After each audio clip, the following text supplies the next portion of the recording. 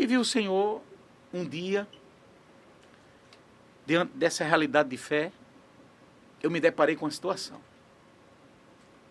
Conhecia o Senhor, convertido, pregando a palavra, tendo vida de oração. E quando foi um dia, eu ouvi num programa no rádio, uma pessoa ministrando uma palavra, e a palavra era esta, que um homem tinha uma ovelha, tinha ovelhas, e no final da tarde foi levar essas ovelhas para beber no poço. E quando chegou lá tinha uma pedra enorme, e ele teve que remover essa pedra. E aquele pregador dizia assim, essa pedra é a falta de perdão. E você precisa hoje liberar esse perdão. E você precisa chamar o nome da pessoa que você precisa perdoar. Rapaz, eu vou dizer uma coisa. Eu gritava dentro daquele carro. Parei aquele veículo num lugar. Eu ainda lembro onde foi. Fui lá no bairro da Torre. Ali tinha um posto Maia. Uma avenidazinha que você corta a Camilo de Holanda e vai chegar na Beira Rio. Sim. Quando eu passo nessa rua, às vezes quando eu passo por lá, eu lembro daquele lugar que eu parei aquele carro e tive essa experiência. E agora chegou a hora de eu liberar perdão para a vida daquele que tirou a vida do meu próprio pai. Que chamar pelo nome. Olha, foi uma coisa assim que eu não sei explicar a vocês. Mas eu pedi ao Espírito Santo que ele me desse aquela força. Amém. Que eu queria viver plenamente o amor. E eu consegui. Não vou falar para vocês que não foi glória a Deus. Em minutos, não. O tempo passou. Mas eu chamei pelo nome e fiz. Quando eu fiz, eu sei que eu fiz com convicção. Com convicção. Porque depois de 8 dias aproximadamente, eu estava em casa orando, sozinho, de madrugada. E eu comecei a falar uma língua que eu não conhecia. Confesso a vocês que eu fiquei com receio. Quantos dias após, pastor? 8 dias aproximadamente. Eu 8 achei que o que estava acontecendo ali, meu Deus, será que é essa questão, eu estou manifestando com o demônio novamente, está voltando. Entendo. Eu fiquei com receio, não comentei nada com ninguém o que aconteceu. Mas eu procurei, numa segunda-feira, ir num ciclo de oração. E esse ciclo de oração, não sei se, eu acredito que ainda existe hoje, é num Renascer, no Distrito Mecânico de João Pessoa. Era uma senhorinha, que eu não estou lembrando agora o nome dela, que dirigia aquele ciclo de oração. Eu fui para aquele ciclo de oração, e quando está terminando o ciclo de oração, Deus usa aquela voz, me chama pelo nome, e diz assim, o que aconteceu? Fui eu que te revesti. Coisa mais linda. Uma vez recebe esse sinal, fala a língua dos anjos. Eu me disparei em língua estranha, e aqui eu abro um parênteses para dizer assim, eu respeito muito. Quem não crê nos dons para os nossos dias, sim.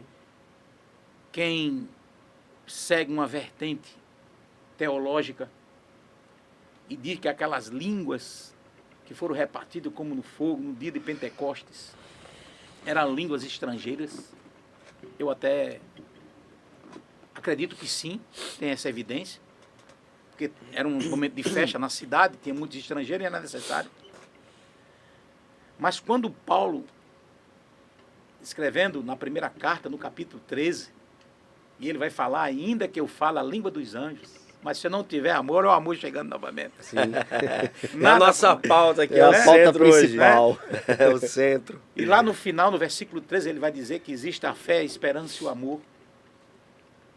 E ele vai falar ali que a fé é importante. Nós estamos fazendo aqui, nós estamos se movendo pela fé. Sim, verdade. A fé é importante na vida do homem. O homem sem fé, ele vai para onde? Né? Verdade. Sem fé é impossível até agradar a Deus. Tá imagina outras coisas acontecerem, né? Verdade. Mas ele vai falar também sobre a esperança. E agora há pouco, no início, eu li aquele texto lá, que se encontra em Romanos capítulo 4, que Abraão creu contra a esperança. Contra a esperança. Mas nós precisamos entender que a esperança é algo de valor.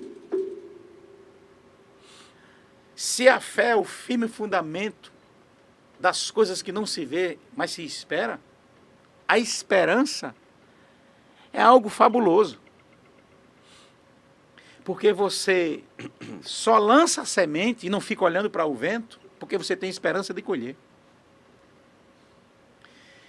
Então a fé é importante, a esperança, mas Paulo vai falar que dos três, que ele está citando ali, o amor é o que tem mais importância. Porque ele vai falar que o que vai permanecer na eternidade é o amor.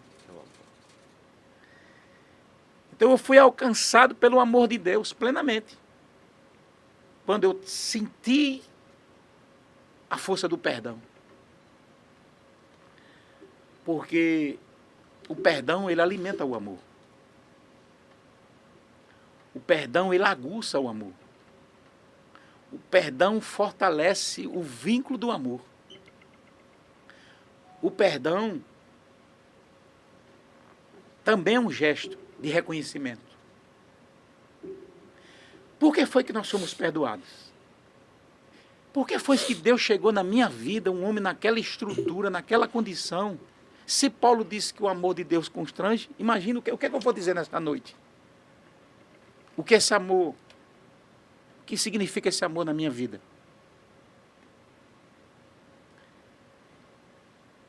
O que fez com que o Senhor olhasse com esse olhar e alcançar um homem numa condição dessa que ele me alcançou? Eu estava lembrando aqui, antes de nós iniciarmos essa boa conversa aqui, esse bate-papo maravilhoso, de dois improváveis. Dois personagens na Bíblia. Aqui tem dois na sua frente. Jabes. Aqui tem dois na sua frente. Jabes e Jefté. Dois improváveis. E eu me considero, em parte, alguém que faz parte dessa lista. Mas quando eu vou olhar para outro aspecto e ver alguém que Deus tirou de uma condição improvável e colocou para sentar no meio dos príncipes, ele pega do monturo e faz com que sente no meio dos príncipes. É verdade. Onde eu estou? Isso aí. E muitas vezes isso aí não está relacionado às coisas elevadas que o mundo observa e crê e espera. Eu estou falando aqui dos árabes, dos sheiks. Porque lá está escrito o príncipe do seu povo, dos seus escolhidos. Nós somos príncipes e as filhas princesas. Porque no Salmo 24 diz: quem é este rei? É o Senhor, Ele é o Rei da Glória. Levantai vossas cabeças, ó portais eternos, para que entre o Rei da Glória. E Ele me fez sentar no meio dos príncipes. E eu dou graças a Deus todos os dias. Porque Ele me tirou desse lugar improvável. Derramou a sua graça sobre a minha vida. Tem coisa mais fabulosa de que Ele pegar um homem improvável e entregar os dons? O dom da ciência da palavra, o dom de cura, o dom de língua, o dom de interpretar línguas. Não se compra em farmácia, não tem no supermercado, É verdade. não tem no shopping center. Sim. Mas isso não é para quem corre atrás, não é para quem quer. Aí aqui a minha cabeça dá um piripaque. É para quem Ele se compadece. Aí vai Paulo citar, escrevendo aos Coríntios, na primeira carta, no capítulo 1, a partir do versículo 23, se não falta a memória, por diante, que ele pega as coisas loucas desta vida para confundir as sábias. Ele pega aqueles que não são para confundir os que são.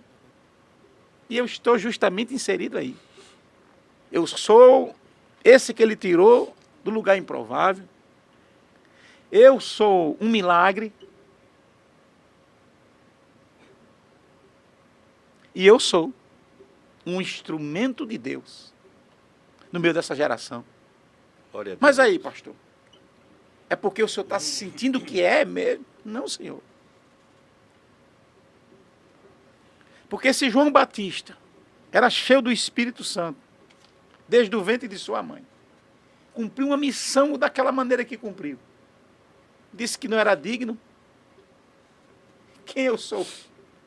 Quem nós somos? Sim. Eu estou falando aqui nesse aspecto de ser, mas eu sou nele. Isso. Tudo é dele, por ele e para ele. Que a cada dia nós venhamos desaparecer e que ele apareça.